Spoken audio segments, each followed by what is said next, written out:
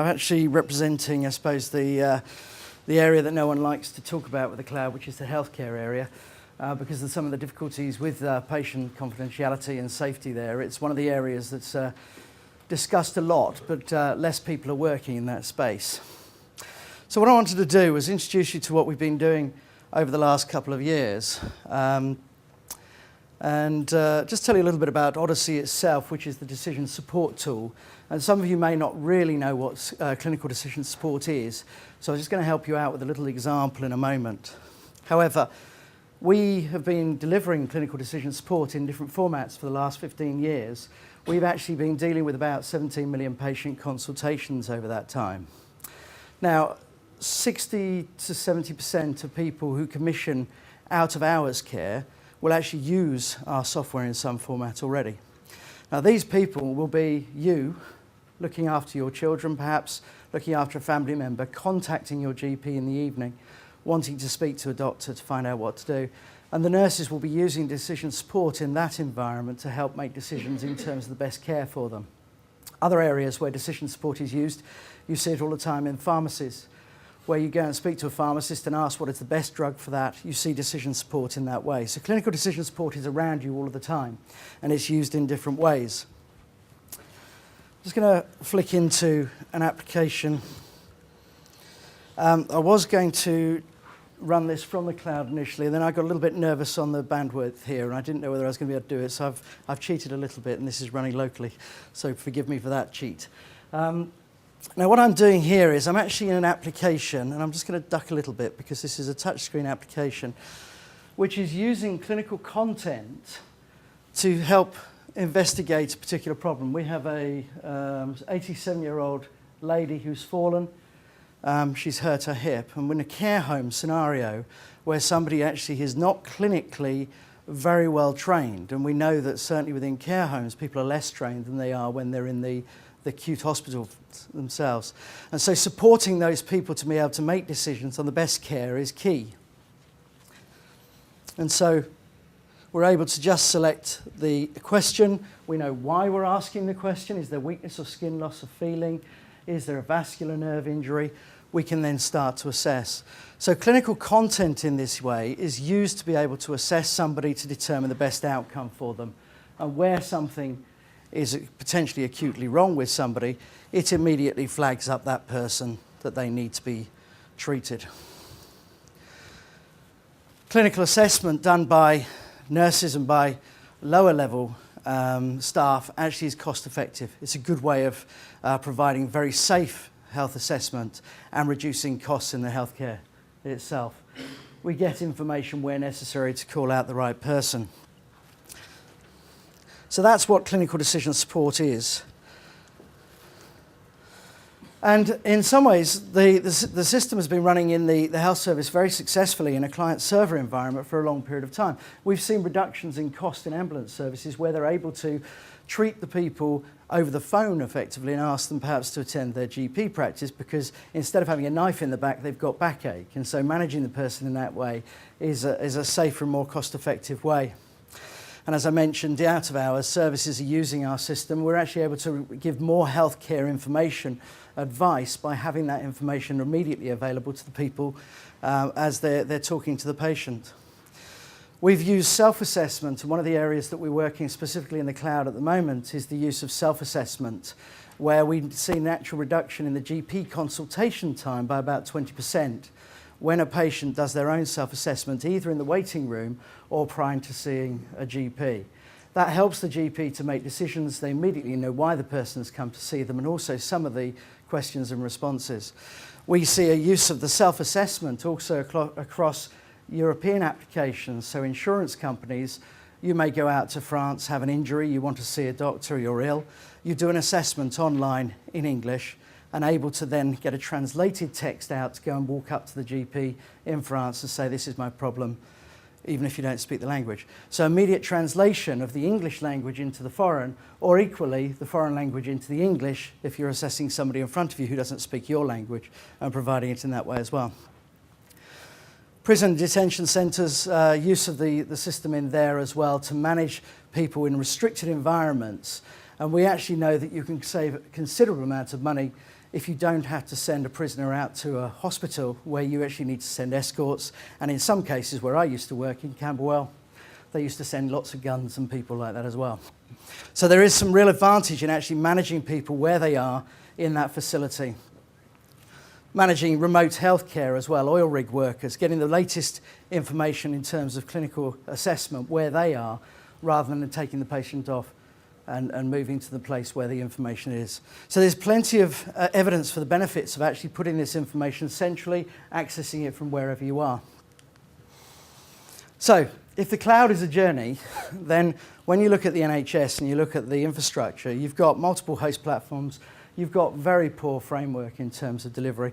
Even down to the desktop, you can't guarantee that you're going to have the same bandwidth on one machine as you do on the one next to it.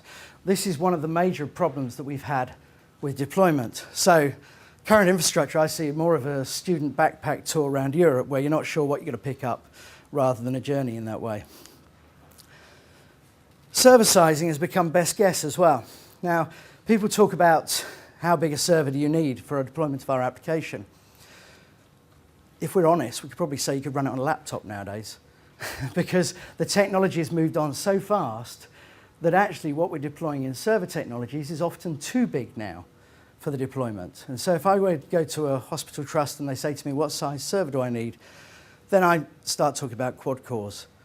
And we start talking of licensing of quad cores, etc. And actually, to run the application, small pieces of data, you don't need that kind of infrastructure to start with. However, if you're looking at 200 users taking 6 calls per hour over a 24-hour period, you're looking at a large uplift in that. And one of the issues that you have to consider is the peak demand management, particularly in call centres, where actually you're actually trying to manage that over a period of time. And if you looked at the graph for hourly usage in call centres, they don't flatline. In the healthcare industry, they tend to be peaking in the morning as people get up. They dip around mid-morning, come up a little bit at lunchtime, and go high in the evenings. You've got to manage your demand in that way. And so having a way of delivering that actually then allows us to provide a service which is cost effective. And server sizing, when somebody asks me for year 3 costs with 28,000 consultations per day, but they want to spend that on day 1, it makes the license cost on day 1 exceptionally large and actually is prohibitive to sale often. And what they actually don't know at that stage is what the volume demand will be at the end of 3 years and how they could manage that on different technologies at that time. An example, pandemic flu in 2009. I'm sure you remember the panic. It impacted us as a company because we actually at the time held all of our clinical content on the local server in the infrastructures that they were. We had to deploy a team of people. In fact, it was citizens all working together over a weekend, throwing out software to different pieces of different companies, different healthcare providers to provide them with the latest information on the pandemic flu. And it changed almost on a daily basis for a while. So we were constantly having to change the information and pass it out. We managed to do 70 sites in 5 days. Okay. So I haven't put an end date on this 2000 because we're still in the process of delivering and developing this. Where Odyssey clinical content is held in the cloud, and this is something we've been doing and starting to offer that as a service to our customers and potential customers around the globe, then what we're able to do is 2,000 sites could be updated now, or now, or now, depending on when we wanted to update that information. And we could update one question with one piece of information, and immediately you can inform everybody across the country, across the globe potentially, there's been a change in clinical practice. And although clinical practice doesn't change very often, there are sometimes very key changes to healthcare that need to be disseminated to people. They need to know that straight away. So the journey to the cloud. Okay, so we talked about the 3-year hardware costs, and this is a major blockage to sale. And we talk to public sector groups all the time and say, you know, how can we deploy this in your environment? We had one request some quotes for a detention centre this week. They want to know what their year 3 costs are going to be. They can't tell us specifically how many people they're going to have through the detention centre at this time, but they would like us to guess what it would be. Our recommendation would be you want a cloud deployment where we can actually ramp up those as necessary.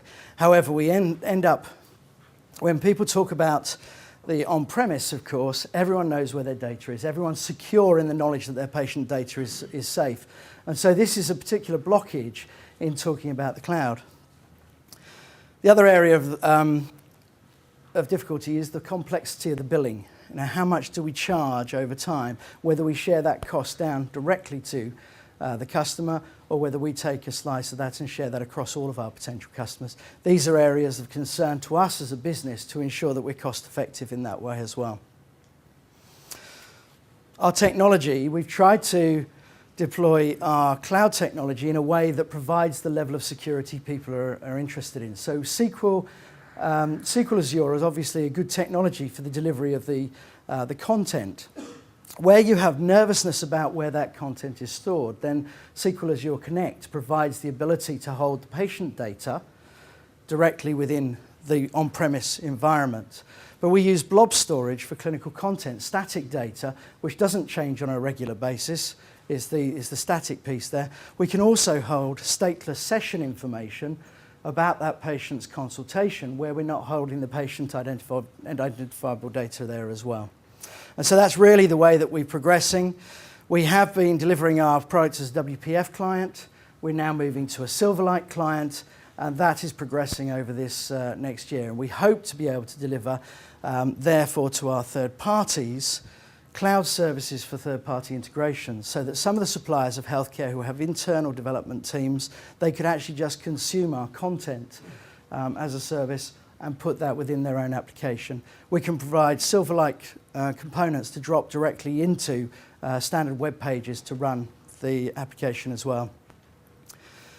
Mobile assessment tools, and we'll be looking this year at actually putting that data out for self-assessment out on the Windows 7 mobile platform, so that we can actually look to distribute that information wherever people go over the next year.